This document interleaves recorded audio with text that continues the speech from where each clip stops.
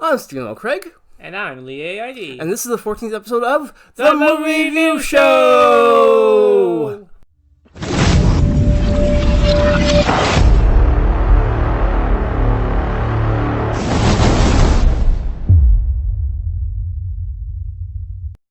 The Movie Review Show is when Steve and I go to our local cinema, Red Wing Cinema 8, and watch a newly released movie, and then we review it. We use a popcorn rating system, 1 to 10 popcorn. 1 popcorn being the worst and 10 popcorn being the best. If you like red balloons and sewers, this is the movie for you. Today's movie is It, Chapter 2. And here is the trailer.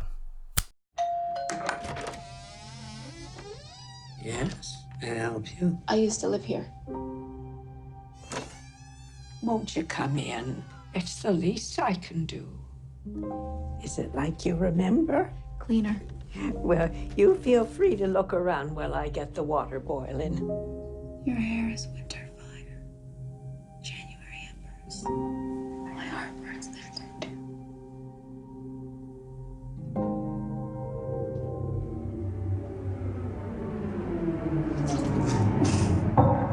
There you go. Thank you. Now some music. I do apologize. It gets so very hot here this time of year. It's fine. Well, you feel like you could just about die. But you know what they say about Derry? No one who dies here ever really dies.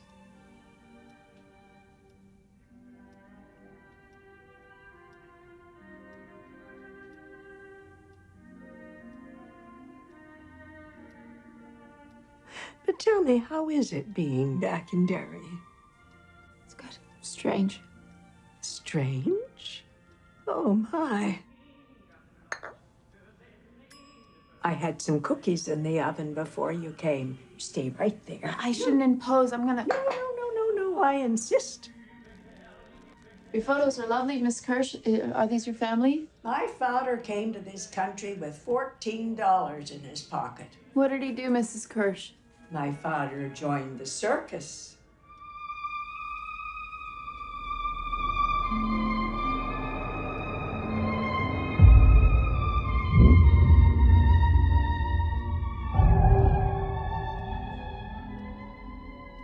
I was always Daddy's little girl. What about you? Are you still his little girl, Beverly? Are you?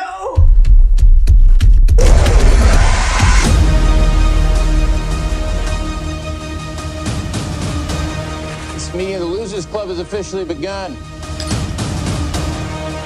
We can do this, but we have to stick together.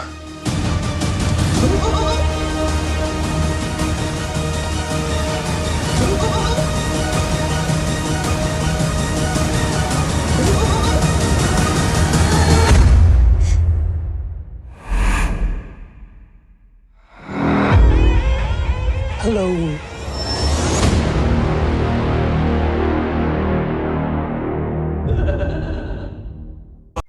It's review time. The movie starts off with the kids from the first part, the Losers Club, swearing that if it ever comes back, then so will we. Yep, good establishing scene. Just reminder what happened in the last movie, and it was good. I like the fortune cookie scene. I thought it was better than the original.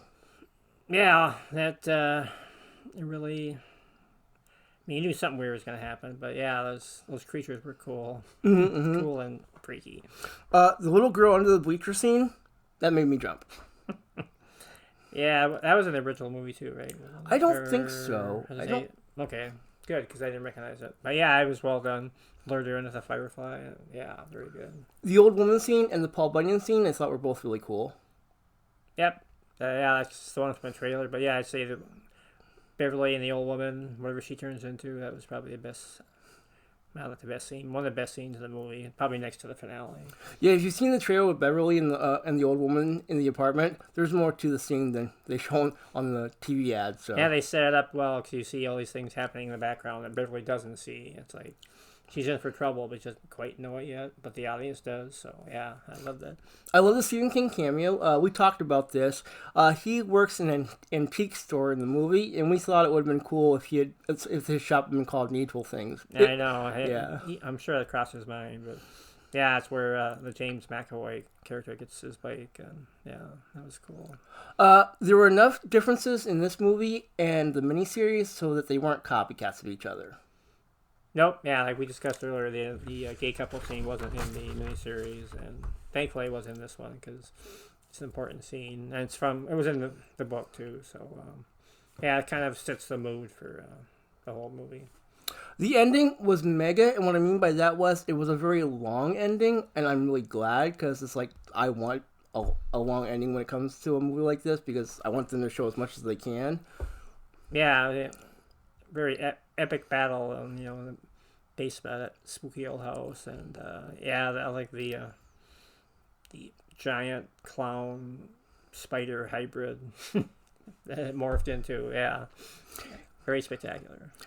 In my opinion, all the actors from the miniseries and the movies, the kids included, were excellent. I have no fault with any of the actors in any of the movies.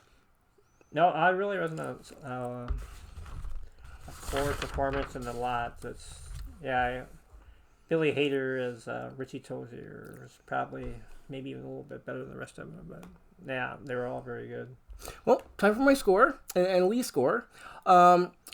My score is going to encompass the miniseries and both It Chapter 1 and It Chapter 2, and my score for all of those are a 10. Another perfect score! Oh my god. I started it with, was it Captain Marvel? But, yeah, I loved it. Probably not quite as much as you. If it would have been just a trifle bit shorter, I would have given it a 10. But if it had been 2.5 hours, I would definitely give it a 10. I just thought it took a little longer than necessary to get to Derry, but not a huge deal. But, yeah, I'd give it a 9. So, way above your average horror movie, for sure. So 10 popcorn and 9 popcorn. So next we're going to show our scores, and then we're going to look at Rotten Tomatoes and Metacritic and see how close their scores are to ours.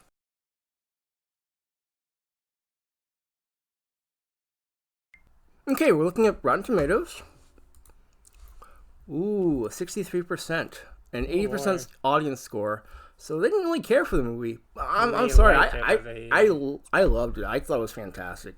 Yeah, bigger doesn't always mean better. Yeah, I think the long run time kind of had an effect on that, or factored into that score. But well, the audience score was 80%, so the audience overall liked it. Yeah. Okay, next we're going to look at Metacritic. Okay, we're looking at Metacritic. Ooh, 58%. They did not like it at all. I can understand maybe the score between being like a 90 or 95. It probably wasn't as good as the last one, but I definitely think it was better than the 58%. Way better than the 58%.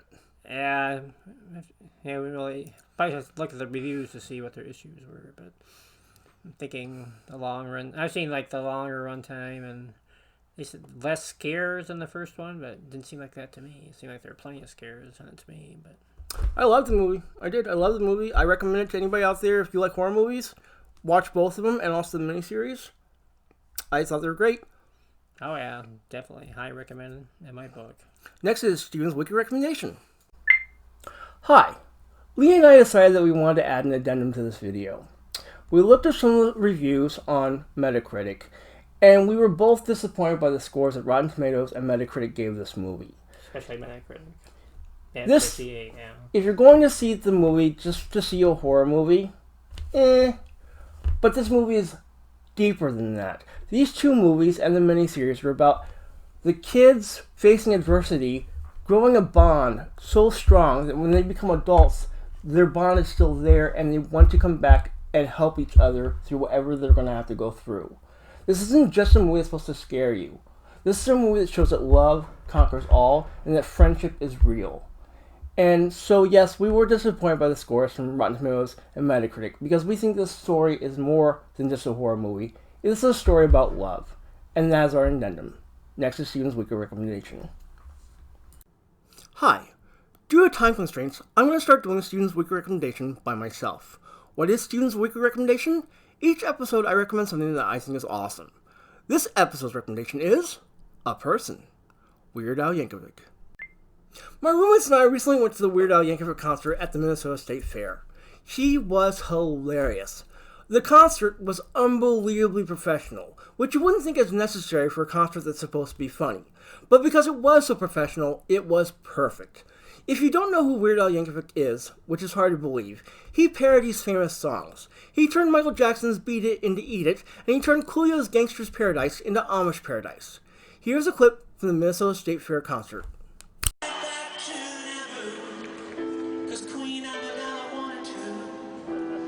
Frankly would have liked to stay. We all fought in that epic war, and it wasn't long at all before little hot shot flew his plane and saved the day.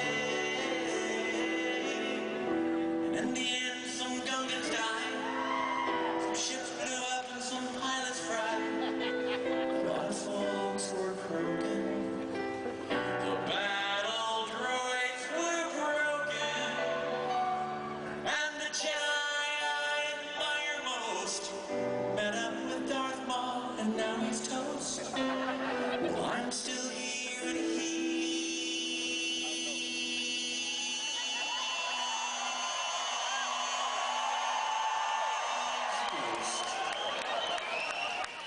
I guess I'll train this boy. I was singing my mind.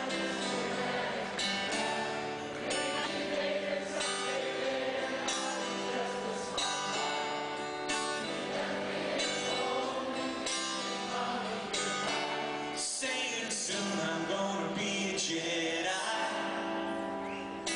Soon I'm gonna be a Jedi. We were singing my mind here and a good guy. Maybe later, someday later, now he's just a small fry. He left his home and kissed his mommy goodbye, saying soon I'm gonna be a Jedi.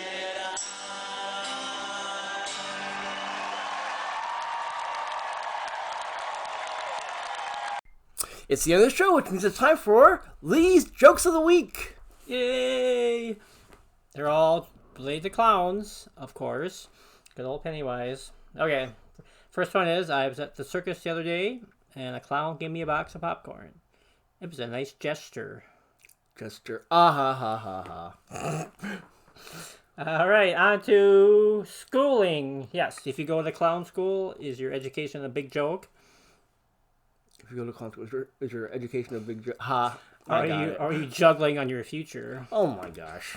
All right, number 3, a guy wakes up one morning, discovers there's a clown growing out of his neck. So, of course, he rushes into his doctor, and the doctor looks at him and goes, yep, or don't worry, it's not serious. Ha ha ha. Number 4 out of 5. Oh, yeah. Bob the clown was a clown at the same circus for like 60 years, and he finally retired. Boy, did he leave some big shoes to fill. I like that one. Last, maybe not least. No, but not last but not least. Safety tip for all you people out there: if you ever attacked by a horde of angry clowns, always go for the juggler. Ha ha. That's all. Well, those were Lee's Jokes of the Week. Yay! I'm not joking around. Well, I'm joking around. But... Thank you all for watching.